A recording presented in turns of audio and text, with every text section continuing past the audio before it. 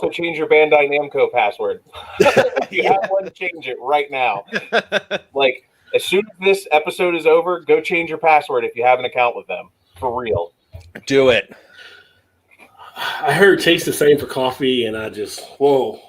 But that's a topic for another time. So it is me, Rajay Gaming, actually back to moderate the first time for one of the roundtables. So we're doing a little switcheroo here. So Flipping this it. is a fun, interesting experience. And we're going to go over a couple topics, get your guys' thoughts on a few things as we go ahead and discuss. I guess before, since Greg's kicked it off at the top of the hour, I'm actually bringing you this segment by Key Brewing Company and the Speed Wobbles. That is the beer I'm enjoying. Session IPA. And yes, Key Brewing, send me some money for sharing your beer. That being said, what are you guys enjoying before we get into the roundtable? I've got a Mama's Little Yellow Pills by Oscar Blues.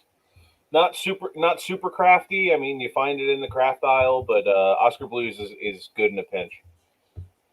There you go. I myself went a little more local, and I have What the Fox Hazy IPA by Sly Fox Brewing Company. You can find their tasting rooms in the southeast area of PA, and yeah, it's this one's really good. I had no idea what the hell it was. I'm just like, I like the name. I want that one. Usually I have something. Today I didn't. I just didn't chill anything before the show, so I'm just drinking water. Ooh. I'm keeping it, or is it vodka? You never know. Well, you make the water boy proud, that's for sure. So H2O. mighty fine. No Gatorade in this house, motherfuckers.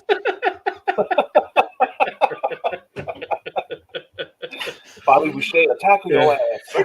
He said water. I thought he was going to bring out a Bud Light, but that's a different story too. So.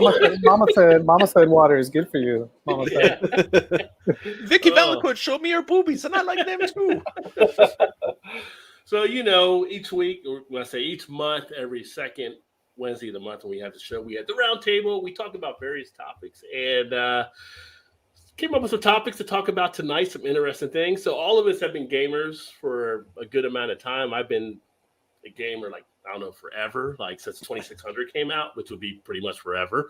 So when you first had that home console, and from the home to the arcade, all that kind of stuff. And I was thinking, as we were going through some different topics and coming up with ideas, what are some of the snacks that we may have had over time? Because you see an image of a gamer, and you think of the gamer sitting back in the Easy Boys, like everything, but you think of the Cheeto stains across the shirt, or the Mountain Dew cans knocked across the floor, maybe Jolt, depending on what he could afford to get that day. So as far as snacks, there are certain snacks I like to enjoy. I might have some games. Gummy bears are pretty popular to pop them in while I'm playing. I feel like I'm playing some Warzone. I can give me some gummy bear. I got the gummy power, and I seem to play a little bit better. I get a little more peppy. So, are there certain foods that you like to do, or some of the best and maybe the worst snacks? Because again, if you're that Cheeto guy, when you look at that controller, it's all orange. Nowadays, the cost of a controller, I don't know if you want that. I'm just got my specialty $75 Cheeto controller. Right. As someone that used to work at GameStop, and we would get the controllers traded in, cleaning those things out, it was just I don't envy that. I don't envy that at all. It's just, I'm like, how did you play with this? Why am I touching it? Why did we take this in as a trade? Delicious Dorito dust and skin flakes. So since Vic has that excellent experience, Vic, what are some of your favorite type of snacks? What do you think might be the worst type of snack to have when you're gaming? Anything cheese, Doritos and Cheetos. I would say anything that stays on your fingers, forget that. I know when I was younger, same like you with the 2600, a Capri Sun would be the go-to drink, just something that I could just, pop the straw in and start drinking it while I'm playing my game, or just put it there so I could just lean over, with the control and just take a quick sip. Snack-wise, though, I don't remember. I mean, I know we would have, Fritos here and there. Back then, Doritos would be, the big one. But I can't really think of what else I would eat. I mean, I wasn't, the sugary stuff or, gummies or nothing like that. No, it was just mainly chips and drinks. You mean to tell me you weren't popping a pizza roll here and there? Some Tostitos. When I got older, yeah, those were up, and like the chicken nuggets, all ready to go. But yeah, nothing really sweet though. Nothing like sour. Maybe it's a sour patch candy every now and then, just to get that energy up. And after my 12th hour of playing, I'm like, I need some energy. I need to stay awake. Give me sugar. Yeah. Well, I always Sugar think water. if Skittles worked for Marshawn Lynch, then maybe I could do something for the gaming. Why not? Get that energy. What about you? What about you, Matt? What about you? Man, nowadays I'm like, just give me like a pack of like Ritz crackers, like nothing really on them, Just like kind of crackers, just plain, huh? like give me just like the butter and salt, like. But the best part about it is it doesn't really get it on your hands, so like you can kind of like eat a few in between a round of something, or but like I typically for a really long time like I haven't really been like snacking while playing, or if I do, it's like something light, like candy, like you were saying, like gummy bears. Gummy bears perfect. It's not going to get on your fingers and stuff like that. But I've always been very particular about my electronics, like even from a young age. So I was always like, if I'm eating something, I have like a paper towel next to me, and it's like, munch, munch, munch, wipe, wipe, wipe. Now I'm touching my controller. My favorite thing to eat though, when me and another co-host from the podcast, we used to play horror games all the time. We would always go after white cheddar Cheez-Its. It was just like our jam. We would go through boxes of them playing like Silent Hill 2, Resident Evils. Like it was just something that me and Harry would always eat together. It was just it was just our snack of choice. Is that and a little bit of Mountain Dew, and when we were definitely drinking age, maybe some Heinekens. Oh God, you did have a Heine face. Holy shit! I mean, other than but Heineken, yeah. Maybe, yeah.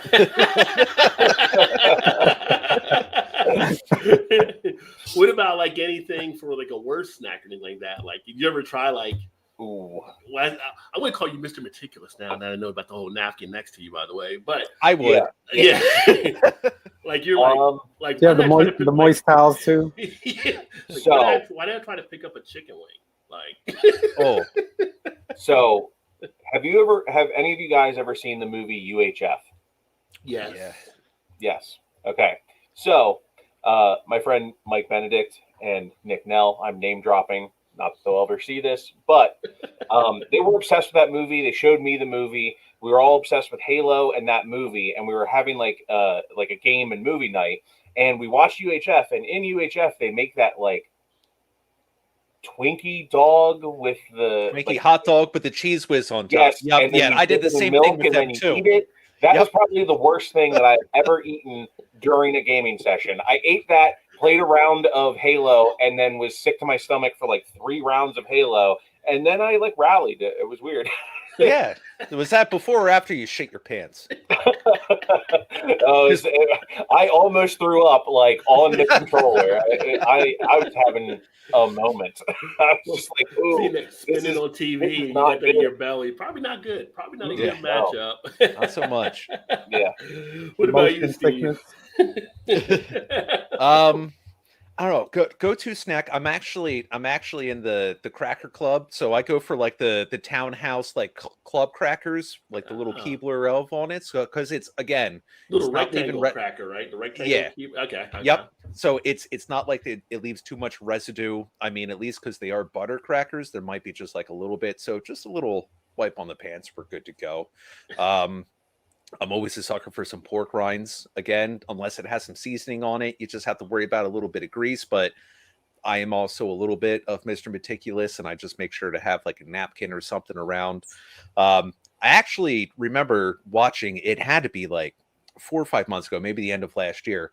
There was a company on Shark Tank that invented these little snack grabbers. So they basically attached to your 2 fingers, and in the middle was like a chopstick almost.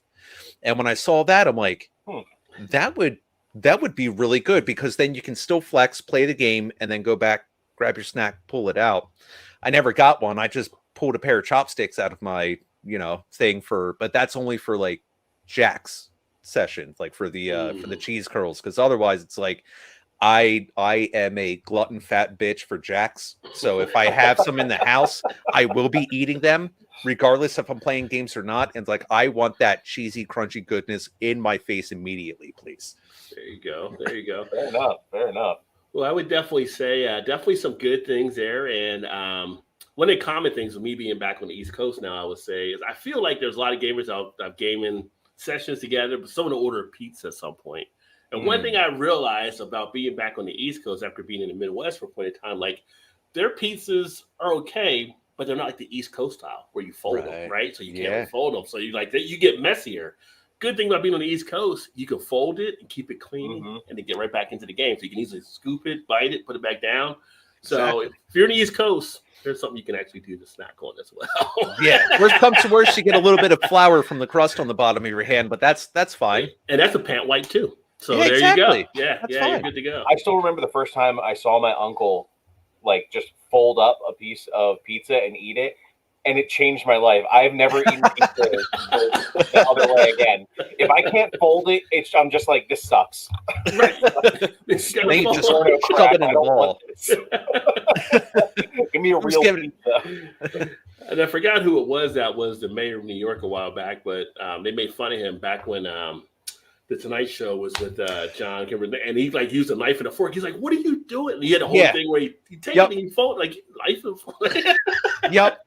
Oh, I remember. Oh, what was that guy's name? But I know exactly what you're talking about. It's It wasn't, I don't know if it was Bloomberg. It might have been Bloomberg. I think it might have been Bloomberg. It's like, you're the fucking mayor of New York, and here you are. It's just like, I like to use a knife and fork for my pizza. It's like, if you do that shit, you do that shit, you might as well go to Sbarro. That's all I'm saying. There's only one type of pizza that you should eat with a fork and knife, and that's like Chicago style deep dish. Exactly. That's it.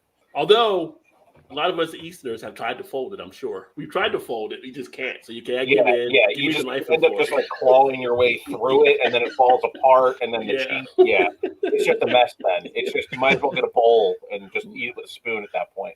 For me, it's the first slice I'll eat with the knife and fork because it's still hot, and then after it cools down, I'll just pick it up and just eat it. Oh, so you don't do the thing where you bite? Oh, no. See, yes. After burning the top of my mouth so many times, I've learned already. Yeah, that's fair. I'm a glutton for cheesy punishment. I'm a pizza sub. I was a kid growing up an hour later, so that whole top of the mouth's going anyway. But anyway, the next topic we talk about. So one of the big things we had just recently here in July, PlayStation came out with their 3-tier system. So now you have the essential, you have the extra, and you have the premium. And so as we see this happening, you have to wonder if this is going to change how games are going to be purchased going forward. One thing to bring this up is you saw the games. Now myself, I'm a PlayStation person, so I have like the extra, the suite of games you got the Spider-Man and Miles Morales, the Valhalla, all kinds of stuff. It made it just worth it off the bat. Like I would have went out and bought these separately, but now I get them as just part of the membership, which is great. They just announced earlier today that next week, if you're extra or you're premium, you're going to get the new Stray game. We talked about that, the one with the cat, and everybody's excited. You get that automatically. You get the Avengers, which some people like to see. You also get Assassin's Black Flag. You also get Final Fantasy, the remake they did that on Final Fantasy VII. And you're also getting one of Saint Row 4, I believe. So you're getting all this stuff as just part of your package anyway. And so the thoughts going forward is how this may change the landscape. A lot of people are doing more of the digital downloads than getting the disc. Are you guys still thinking you would rather have the disc? Are you embracing the digital type download? Do you see where the digital play is going to basically be the future? Because you have Microsoft, you do have the Game Pass, where they've been doing it, of course, too. So it's kind of like, I can't think of the last time I actually bought a disc. I mean, it would have been for the PlayStation 4, but like I got the digital PS5, so I don't even look for discs for that and everything. So going forward, now you have these programs, you may not have to even go into the place. I know recently, earlier this week, GameStop is now going under a restructuring thing because they think it might be, because I don't think Robinhood is going to save them this time. They may be actually heading to maybe having to restructure how they do their thing. So I think that's maybe part of the thing when more people are going digital and stuff. So what are your guys' thoughts on it? We'll start with you, Matt. Okay. I would like to see them go the route of like Steam. So like Steam, if you buy a bundle on Steam and you already own some of the games that are in that, like Steam, so it's all digital licenses. There's no PC, like there's no PC discs anymore really. So if you own that, they discount the bundle. I, I like me personally, like of all the games that you just read, I own all of them already. Mhm. So except for Stray, because obviously that's not out yet. But I intend to pick it up. But so then I feel like that month for me should be prorated into my next month. Like I feel like the price should fluctuate a little bit because it people with bigger libraries aren't going to benefit as much. Like me personally, like I've been looking at it and I've been looking at the library of it, and I'm like, okay, there's some games that, once I get through my like 20 or 30 game backlog, I might want to play. But like I'm constantly adding to that backlog as it is, and by the time I'm ready to play one of those games, it'll be on sale because it'll have been out for 3 or 4 months. I'll get it for half price, and I'll have gotten my money's worth, and I wouldn't have to be paying a monthly cost. So if they could figure out a way to pull in someone like me into being super interested into that, and like I have to be able to download the game, and just the only thing that it checks on the internet is because I don't want to stream games. I'm over streaming games. I don't think it works as a concept anymore, personally. And like I have great internet. I work from home. You know what I mean? Like and I just want to see improvements on that kind of stuff. Like Xbox Game Pass is great because I have a gaming PC. I don't have an Xbox, but I will gladly pay Microsoft that money to have access to their games that I typically wouldn't play normally. I don't know if PlayStation's offering that same sort of thing to be able to play on PC, but that would be another reason to do it. Because then, maybe I won't buy the next console. I'll just pay for their monthly subscription. And I think that's really what that's Microsoft's game. Microsoft doesn't want to make consoles anymore. They're looking to make a monthly pass that you own a PC that you're already paying them a license $200 for Windows and go there. So I would like to see some sort of prorating, some sort of actual change with the pricing of it in general. Okay. Steve, how about you? Me myself actually, because I just got my PS5 in May for my birthday, and I waited until I could get a disc version. Now, for that I like being able to have like a tangible, like physical thing I can hold in my hands to be like, hey, this is mine. I own it. And I feel like with just digital, you're buying a license. And it kind of comes back around to the top story on the news, the first opening story with Ubisoft. Obviously, companies, whether you have a physical copy or not, they're going to be able to like rescind like the DLC or online support.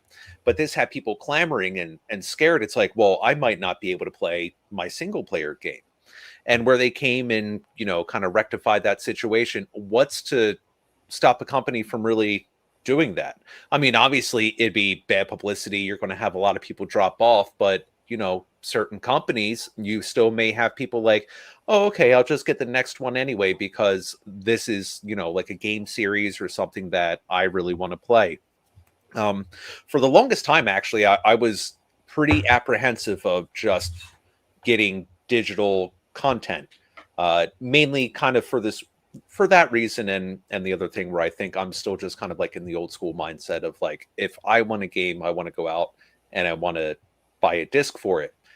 That being said, I haven't bought a disc version of a game in quite some time. Some of it really kind of boils down to like time frame. So like when Clark and I are doing the podcast and it's like, shit, I need to get started on this game. I don't have time to try to run out, find a GameStop or somewhere that has the game. I need to have it now. So I can definitely, obviously the demand is met with the urgency of like, I want this game, I want it now. I'll download it and be playing in like an hour and a half. And as at least with how PlayStation is structuring, where I think they're really coming out of the gate hard to be like, hey, this is going to be a premium product that you're paying for. Hence why you can get Stray basically once it comes right out. The Final Fantasy VII remake integrate, and there's like a whole pain in the ass in just getting that game in itself, of what they allowed for PS4, what they allowed for PS5. If you had this, you can't upgrade it, but if you did, you had this. To where it's like, hey, you could just get the game if you have our pass and whatnot. I'm kind of in the same boat as Clark, where subscription-based things don't really appeal to me. I don't think they're going to be going away, especially with how PlayStation seems to. I think they're kind of following some Microsoft path of like, oh, okay, well, you can just buy this, and then we'll give you all these games. So why actually have to buy the game and whatnot? And then I guess in a way that also kind of makes me wonder. It's like, all right, well, if they're not getting like full actual sales for these games, how are these game companies actually how are they making that extra money instead of like selling the actual game and just being included in these subscription services? So I'm a little curious where that would actually go, like down the line of how the structure between the developers and the publishers go with the actual like the platforms themselves. Interesting. Yeah. Well, maybe product placement. Maybe Pepsi's paying a little bit of dollars for their product to be in there. You never know. Yeah, you never know. You never know. I was hoping I had something right here, do like the Wayne's World, where it's like Pizza Hut. What about you, Vic? I don't know. I mean, you guys brought up some great points. For me, it's like, because I haven't upgraded yet. I'm still, PlayStation 3 and Xbox Series X, or the one after the 360. I don't even remember. That's how much I can play it. The there you go. Yeah, the Expo. There you go. Thank you. Expo. Like, honey, what's that paperweight over there? Okay, yeah, thanks. The one with the clothes on it, with my shirt on it. But for me, it's like, if I had the time to like really sit down and play all these games, that would be great to have. Because there's, like you said, you have a backlog of games that you don't get a chance to play. Then you see that they're free on here. It's like, oh, I could play it. But then if you don't have the time to play your physical copy, how are you going to have time to play the digital one that's available? And then it's like, you want the game, you want to play the games, but again, it all goes to time. I don't really have the time. And then I'd rather buy like a physical disc. I mean, the last physical disc I bought was the WWE, the 2K22. Okay. I went out and I bought like the with the season pass and everything. I wanted to get the version. No, they didn't have that one.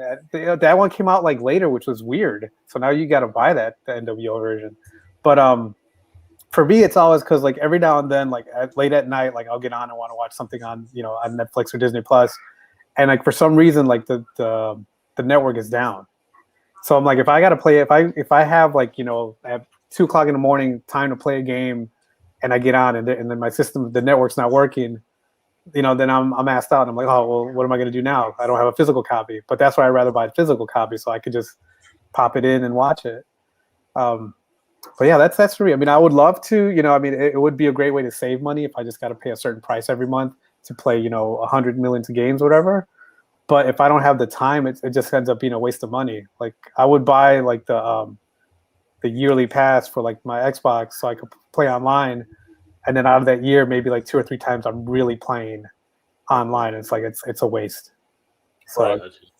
That's how I see it. I mean, I would love to, but I mean, when I finally upgrade, maybe my mind will change. I'm like, I'll be up every day playing games all night. But until that day happens, I was rather just still buy the physical copies. And then you also get like, depending on what the bonus editions have too, like the extra collector's edition and the super extra collector's edition, whatever they have, and it's always kind of cool to buy those things too and have that little statue or whatever else they give you.